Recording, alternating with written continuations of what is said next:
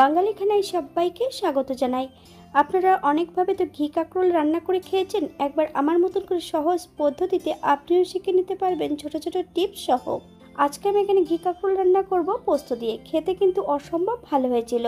আপনি একবার রান্না করলে বারবার রান্না করবেন, এতটাই সুস্বাদু হয়েছিল খেতে। তবে আজকে আমি এখানে কিভাবে ঘি কাঁকরোল পোস্ত দিয়ে রান্না করলাম চলুন সেটা একবার দেখে নিয়ে যাক ভিডিওর মাধ্যমে। আশা করছি আজকের ভিডিওটি ভালো লাগবে। সকল বন্ধুদের কাছে অনুরোধ করছি সম্পূর্ণ ভিডিওটি দেখার।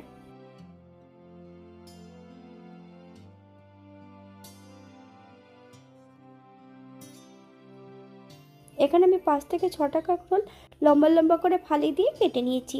তবে কাঁকরোলগুলো একটু কচি হলে খেতে কিন্তু বেশি সুস্বাদু হবে। কাঁকরোলগুলোকে বেশ ভালো করে ধুয়ে নেব।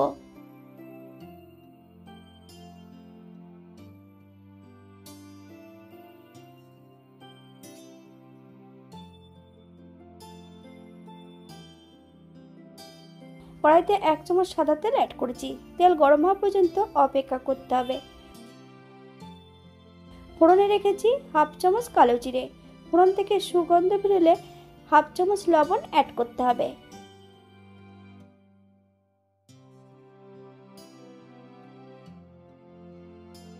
এই পর্যায়ে সম্পূর্ণ কাঁকরোল এবং আলুগুলো অ্যাড করে দেব।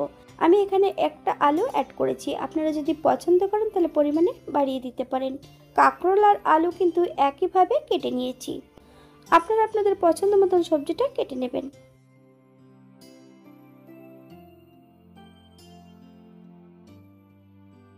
বাঙালি রান্না ঘরোয়া উপকরণ দিয়ে আপনাদের যদি রান্নাগুলো পছন্দ হয় তাহলে চ্যানেলটি সাবস্ক্রাইব করে দিয়ে পাশে থাকবেন। পাশে থাকা বেলটি বাজিয়ে দেবেন, নইলে নিত্য নতুন রান্নার নোটিফিকেশন পাবেন না। এই চ্যানেলে বিভিন্ন ধরনের সুস্বাদু রান্না দেওয়া আছে, আপনাদের যদি পছন্দ হয় তাহলে চ্যানেলটি ঘুরে একবার দেখে নেবেন।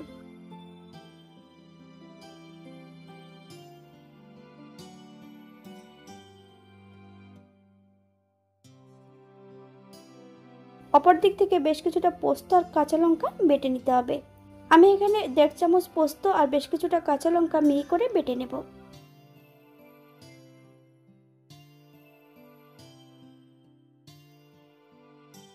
অপর দিক থেকে কাঁকরোলগুলো ভাজা হয়ে গেছে। হাফ চামচ হলুদ গুঁড়ো আর হাফ চামচ লবণ অ্যাড করব। আপনারা স্বাদ অনুসারে লবণটা অ্যাড করবেন।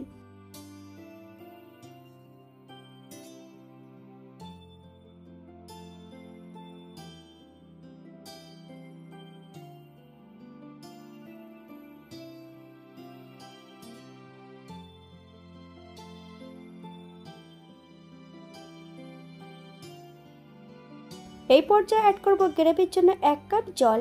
আপনাদের যতটা গ্রেভির প্রয়োজন আপনারা ততটা জল অ্যাড করতে পারেন। পোস্ততে অনেকে হলুদ ব্যবহার করে না, আপনারা যদি অপছন্দ হয় তাহলে হলুদটা ব্যবহার করবেন না। 5 থেকে 7 মিনিটের জন্য ঢাকা দিয়ে রেখে দেব যাতে সবজিটা সেদ্ধ হয়ে যায়।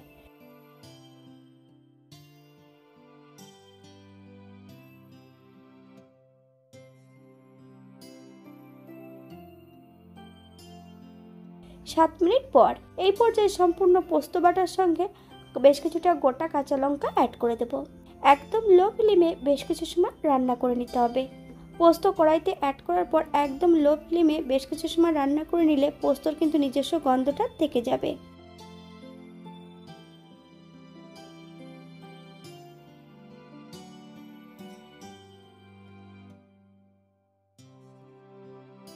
এই পর্যায়ে অ্যাড করব 1 চামচ চিনি। মিডিয়াম আঁচে বেশ কিছু সময় রান্না করে নিতে হবে।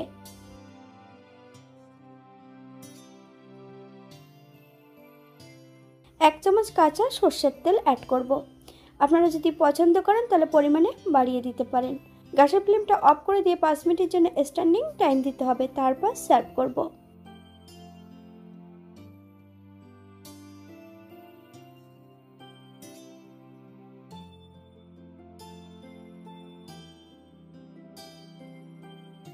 এটা দেখতে যেমন ভারী সুন্দর হয়েছে, এটা গরম ভাতে, রুটি, পরোটা সবকিছুর সঙ্গে কিন্তু অসম্ভব ভালো লাগবে। আপনারা বাড়িতে একবার একই পদ্ধতিতে বানিয়ে নেবেন, অথবা যে কোনো নিরামিষের দিন এটা রান্না করতে পারেন।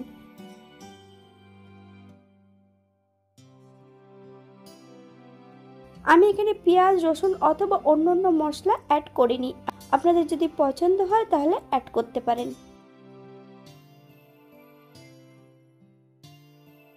আজকের ভিডিওটি এই পর্যন্ত। সবাই সুস্থ থাকবেন, ভালো থাকবেন। অন্যদিন নতুন রেসিপি নিয়ে আপনাদের সামনে আবার আমি হাজির হব। নতুন ও পুরনো সকল বন্ধুদের অসংখ্য ধন্যবাদ ভিডিওটি দেখার জন্য। হাতে যদি সময় থাকে তাহলে একটা লাইক, কমেন্ট, শেয়ার করবেন।